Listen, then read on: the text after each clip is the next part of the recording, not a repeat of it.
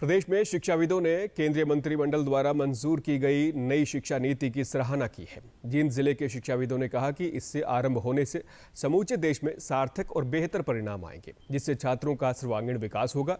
उन्होंने बताया कि नई शिक्षा नीति आरंभ होने से 8वीं कक्षा में छात्रों का विषय चयन करने का अवसर प्राप्त होगा। शिक्षाविदों ने कहा कि नई शिक्षा नीति में 5वीं कक्षा तक मातृभाषा, स्थानीय या फिर क्षेत्रीय भाषा में पढ़ाई का माध्यम रखने की बात कही गई है।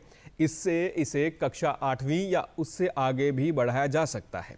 विदेशी भाषाओं की पढ़ाई सेकेंडरी लेवल से होगी। हालांकि नई शिक्षा नीति में यह भी कहा गया है कि किसी भी भाषा को थोपा नहीं जाएगा। उन्होंने कहा कि 10वीं और 12वीं कक्षा की बोर्ड की परीक्षाएं पहले की तरह जारी रहेंगी, लेकिन बच्चों की समग्र विकास करने के लक्ष्य को ध्यान में रखते हुए इन्हें नया स्वरूप दिया जाएगा।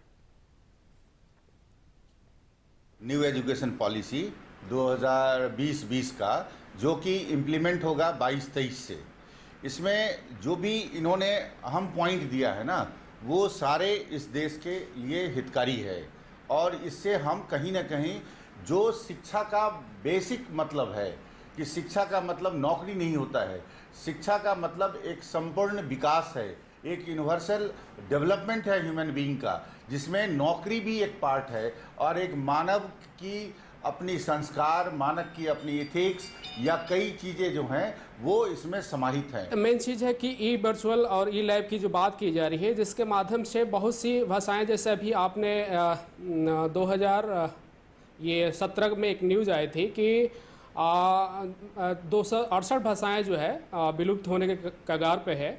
और इस शिक्षा नीति के आने से जो भाषाओं को जो विलुप्त होने के कगार पे थी, अब जो है उसको एक नई जो है क्रांति के रूप में देखा जा सकता है। ये मोदी सरकार की बहुत एक अच्छी पहल है और इससे स्टूडेंट्स को आगे आने वाले समय में बहुत ज़्यादा फ़ायदा भी मिलेगा। इवन यूनिवर्सिटीज़ को, कॉलेजेस को कुछ ऐसे कोर्सेज़ भी चलाने चाहिए जो इंडस्ट्री ओरिएंटेड हों और इंडस्ट्री से टाई अप करें, वो कोर्सेज़ हमारे यहाँ चले और हमारे वो बच्चे इंडस्ट्री ही ऑप्ट कर ले। तो एक तरीके से अनएम्प्लॉयमेंट की प्रॉब्लम भी सॉल्व हो जाएगी और दूसरा जो है, जो जितने भी प्रोफेशनल कोर्सेज़ हैं उनमें बच्चे को इंडस्ट्री में काम करने का एनवायरनमेंट भी मिलेगा।